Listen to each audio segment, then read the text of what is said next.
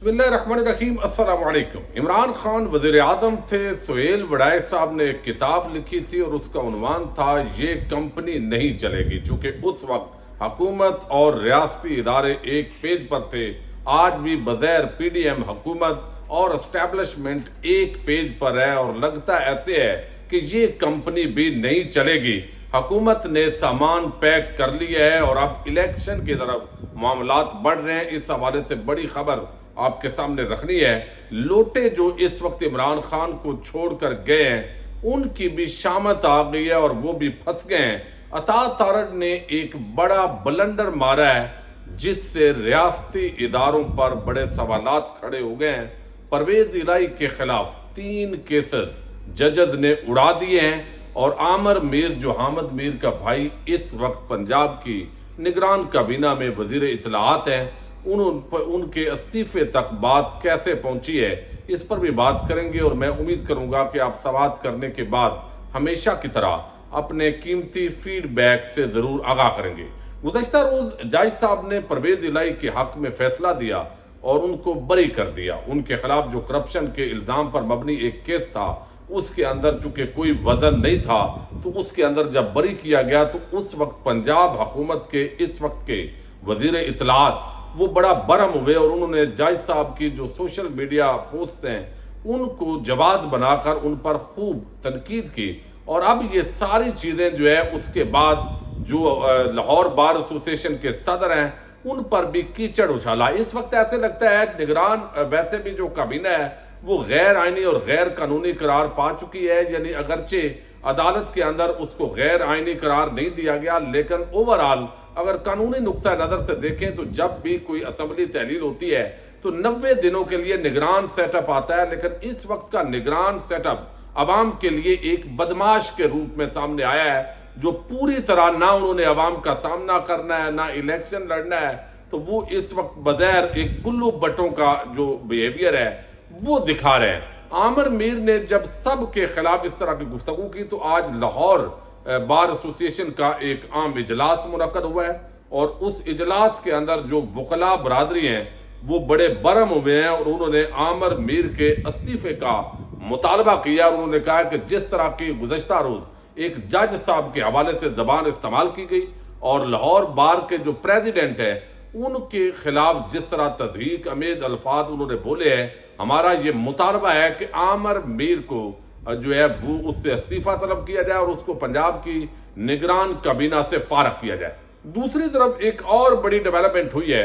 परवेज इलाही साहब को गुज़श्ता रोज एक केस से बरी किया गया था और गुजरांवाला की अदालत के अंदर आज 2 केसेस के अंदर परवेज इलाही को डिस्चार्ज कर दिया गया है और उनको बेगुनाह करार दिया गया है। ये एक बड़ी डेवलपमेंट है जिससे हुकूमत के जो एजेंडा है वो पूरी तरह जो है उसको खसो खशाक की तरह बहा दिया गया है। और अब परवेज इलाही साहब को एक और बड़े अनोखे केस में गिरफ्तार किया गया है कि उन्होंने चंद लोगों को नौकरियां क्यों दी हैं। और उसके अंदर पंजाब असेंबली के अंदर एक और भी जो सेक्रेटरी पंजाब असेंबली है उनको भी गिरफ्तार कर लिया गया है। और इसके साथ ही जो पंजाब के अंदर इस वक्त जो सारा मामला है, जो भर्तियां हुई गैर कानूनी करार देकर उस केस में गिरफ्तार किया है। तो यूं ऐसे लगता है कि जिन केसेस की बुनियाद पर पिछले 10-15 दिन से ज़हूर इलाही के हाउस पर जो धावा बोला जा रहा था और ऐसा माहौल बनाया कि शायद कोई बड़े करप्शन के केसेस हैं वो उड़ गए हैं, तो हुकूमत की बगैर जो बदनीयती है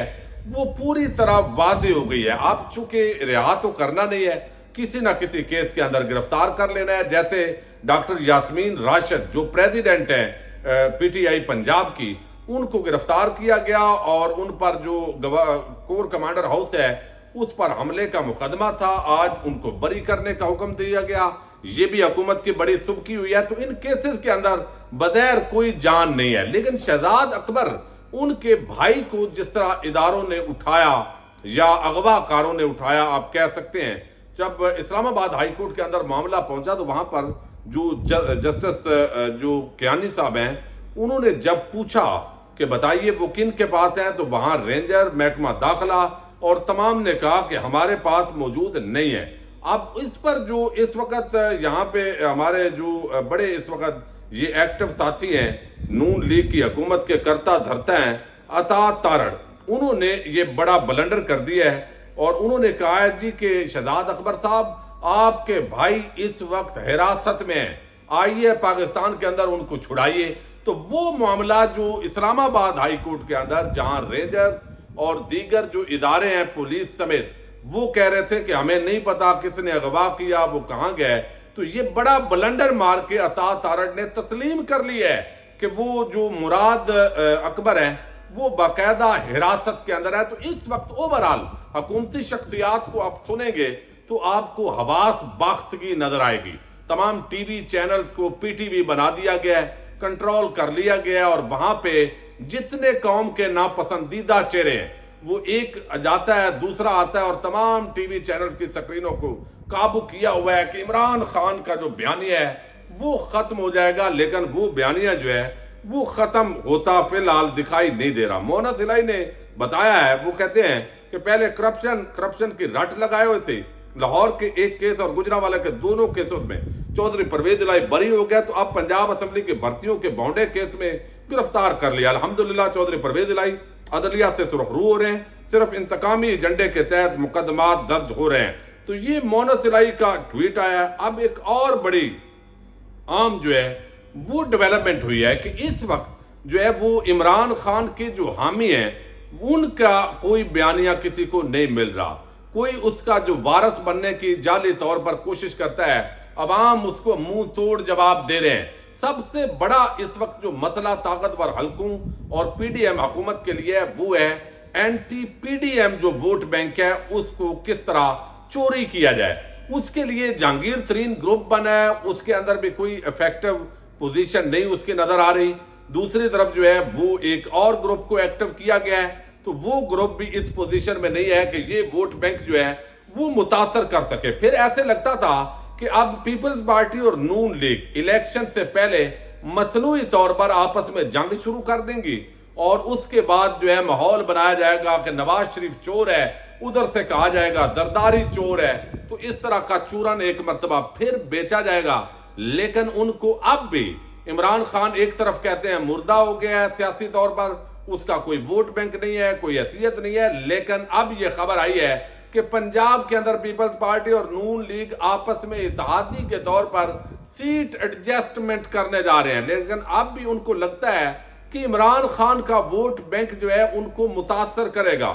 وہ جس کو بھی ٹکٹ دیں گے، اگرچہ دھاندلی نہیں بہت بڑا دھاندلا ہوگا، آپ اندازہ کریں نگران حکومت آپ کے پاس موجود ہو اور وہ نگران حکومت مکمل طور پر پیپلز پارٹی اور نون لیگ کے نوکر کا کردار ادا کر رہی ہو، وہ نگران نہ ہو، وہ باقاعدہ پارٹی بن چکی ہو، پھر جو انتظامیہ ہے وہ اس کے انڈر ہے، تو انتظامیہ بھی فریق بن چکی ہے اینٹی پی ٹی آئی، اور دوسری طرف جو اس وقت الیکشن کمیشن ہے وہ مکمل طور پر جانبدار دکھائی دے رہا ہے۔ وفاقی حکومت جو گرانٹس کا اعلان کر رہی ہے، بجٹ انہوں نے پیش کرنا ہے، اس میں انہوں نے زمین آسمان کے کلابے ملا دینے ہیں۔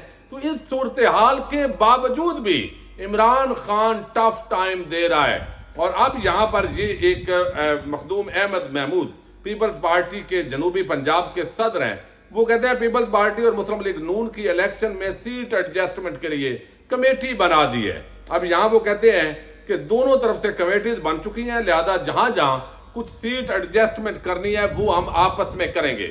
تو اس وقت ایک طرف بلاول وزیر اعظم کے امیدوار ہیں، دوسری طرف شہباز شریف یا مریم نواز وہ امیدوار بننا چاہتے ہیں۔ نواز شریف کی واپسی کا جو راستہ ہے وہ ہموار کیا جا رہا ہے۔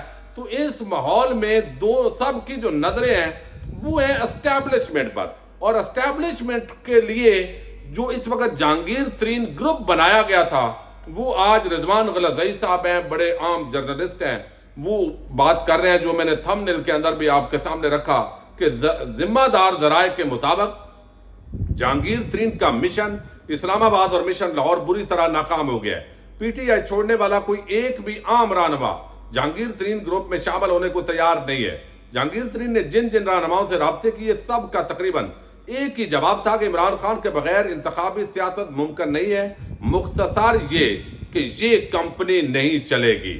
اب یہ جو کمپنی ہے اس کمپنی نے بھی بغیر نہیں چلنا، اور وقتی طور پر ابھی یہ ساری چیزیں نظر آ رہی ہیں، لیکن آپ دیکھیں گے کہ یہ دوبارہ پرویز الہی کو گرفتار کریں، باقیوں کے لیے کریں، غیر ملکی مبصرین کو باقاعدہ دعوت نہ دینے کا فیصلہ آیا ہے کہ وہ بھی نہیں دیں گے تاکہ ہم نے دھاندلی نہیں دھاندلا کرنا ہے۔ تو اس وجہ سے یہ ساری چیزیں ہوں تو الٹیمیٹلی دونوں پارٹیز جو اس وقت پیپلز پارٹی اور نون لیگ ہیں وہ چاہیں گی کہ ان کا وزیر اعظم ہو، ان کو اکثریت دی جائے، پنجاب میں پیپلز پارٹی کو حصہ دیا جائے، بعض لوگوں کی جو الیکٹیبلز ہیں ان کی شمولیت کو ممکن بنایا جائے، اور اس ماحول میں جو ایک پارٹی وزیر اعظم بنے گی اور جو نہیں بنے گی وہ پھر ظاہر ہے طاقتور حلقوں پر اس کا بوجھ آئے گا، جو بھی کمٹمنٹس ہیں۔ تو یہ کمپنی بغیر زیادہ ٹائم کے لیے چلتی دکھائی نہیں دے رہی، چونکہ اس وقت جتنے بھی ایلیمنٹس اکٹھے ہیں وہ صرف بغض عمران اور عمران خان اور تحریک انصاف کو کچلنے کے لیے بغیر ان کا اتحاد ہے۔ اور اگر جہانگیر ترین گروپ مضبوط ہوتا ہے تو پیپل نون لیگ کو پنجاب میں اور زیادہ ٹف ٹائم ملے گا۔ تو یہ نہیں ہو سکتا کہ وہ کوئی پی ٹی آئی کا ووٹ بینک تقسیم ہوگا، یہ مغالطہ بھی دور ہو گیا، چونکہ اینٹی عمران پرو عمران دو حصوں میں اس وقت عوام کی رائے بڑھ چکی ہے۔ دیکھتے ہیں اب مزید یہ جو کمپنی ہے یہ چلتی ہے یا یہ کمپنی اپنے جو ہے وہ کتنے عرصے کے اندر جو ہے وہ ناکام ہوتی ہے۔ تو جتنے بھی لوٹے ہیں تحریک انصاف کو چھوڑ کے گئے ہیں ان کو سمجھ ہی نہیں آ رہی کہ عمران خان کو تو مائنس کریں گے تو ہم کس کے ٹکٹ پر جائیں گے۔